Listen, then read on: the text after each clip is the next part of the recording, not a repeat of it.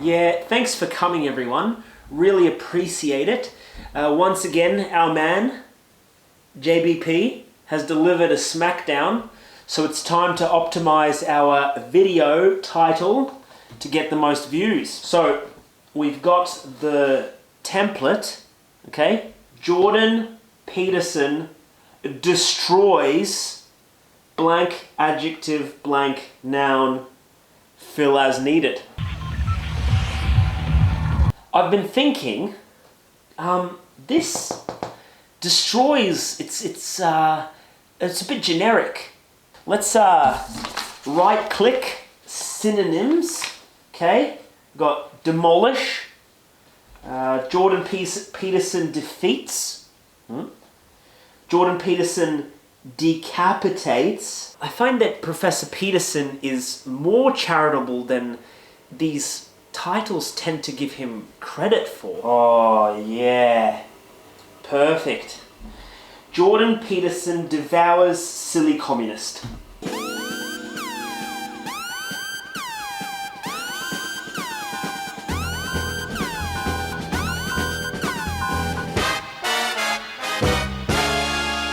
Incoming transmission.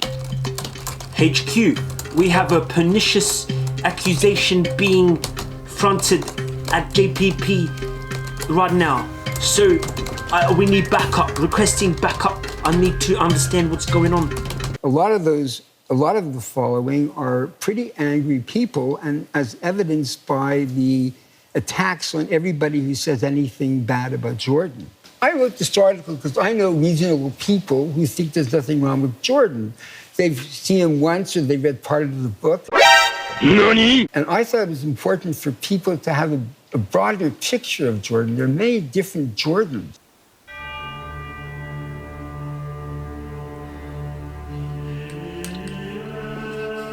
I've read the book, and I'll tell you what, sir. What I've recommended to people is clean up your room. You know, it doesn't, yes, it makes me mad. You know what, bucko? You just don't have the guts to have responsibility. Hi there, I'm Spartan Sunset, and I have a few thoughts about this book, namely. Before I carry on, please consider subscribing and liking the video. Maybe Jordan Peterson would even give it a gander. Bernard, who was in the video beforehand, makes a sneaky allusion to the idea that those who buy 12 Rules for Life or get their hands on it don't end up finishing it. At least that is what I am sensing he is saying. But I'll raise you one, Bernie Schniff, 'cause I've read it, and I'll give you my account of it. So, let's get into the book. Point 1. His ideas are well-reasoned and reasonable. He isn't just some laconic man trying to make society this constant stasis of chaos and order. He provides study after study, great thinker's source after great thinker's source, to fill out his meanderings, his discoveries about the world. Sure, maybe some people would disagree with the term discovery when it's old wisdom, but the way he exposes these works and takes you on this journey of true reasonableness it feels like a new discovery, a new world. Within his book, he doesn't exhibit pomp or lack of piety. He truly wants dialogue from all spectrums and opinions. To have this kind of conversation, it is necessary to respect the personal experience of your conversational partners. You must assume that they have reached careful, thoughtful, genuine conclusions, and perhaps they must have done the work that justifies this assumption. You must believe that if they shared their conclusions with you, you could bypass at least some of the pain of personally learning the same things. Point 2.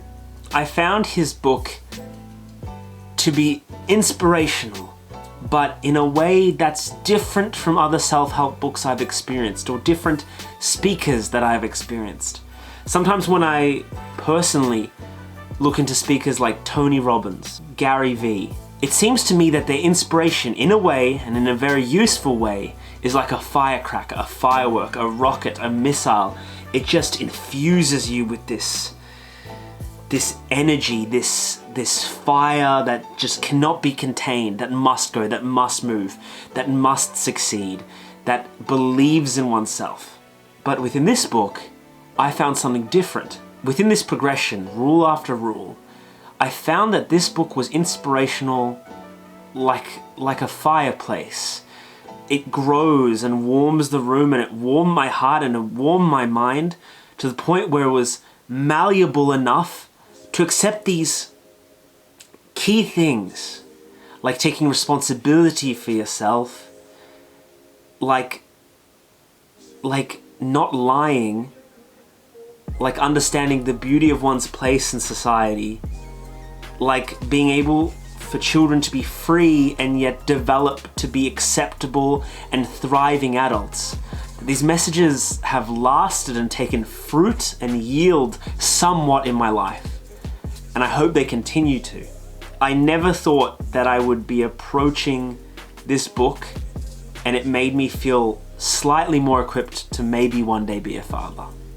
And it's not so clear you can compare the two. Point 3. He amalgamates religion and mythos superbly. Someone very similar that I've read would be Fulton Sheen. 12 Rules for Life isn't slated at any given religious or ideological belief. As a Christian, when the prof started interpreting some of these stories from the Bible, I could tend to get worried because he takes these approaches that are different than in a spiritual book or from the pulpit that I would experience. And yet, I just wanted to tell Christians out there that maybe haven't read it that he really opens it up, the wisdom for the whole world to know, but he doesn't, in the end, misconstrue the Bible, at least from my perspective. He has a very powerful ending to the book, which I won't ruin, but basically it's these deep thoughts he has at one point. It's along the lines of treating your wife like if she were as precious as the Mother of God. That cannot come from someone that would try and antagonize the Christian faith or any other faith. Well then maybe I am bad. Maybe life is meaningless. No. Point 4. To me, he was like a mentor that I really needed in this time of my life. Crazy things are happening, I feel, on the world stage every week.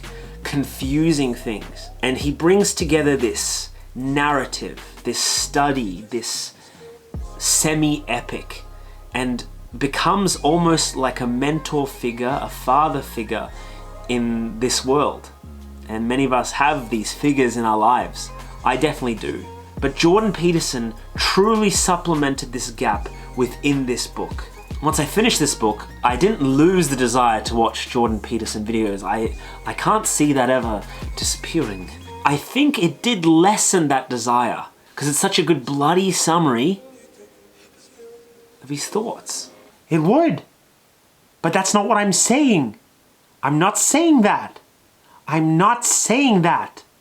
I will not. Oh, hi, Mark. Point 5, he wholly affirms that we should seek not happiness, but meaning. Jordan provides meaningful steps and rules to leading a life of meaning, a one that's worth living. Thus, you need to place one foot in what you have mastered and understood, and the other in what you are currently exploring and mastering. Then you have positioned yourself where the terror of existence is under control and you are secure, but where you are also alert and engaged. That is where there is something new to master and some way that you can be improved. That is where meaning is to be found.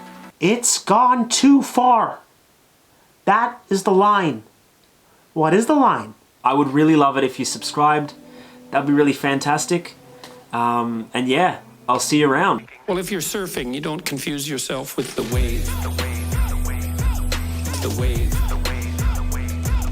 The wave. That's a real mistake. You might be on top of the wave, but you're not. The wave. The wave.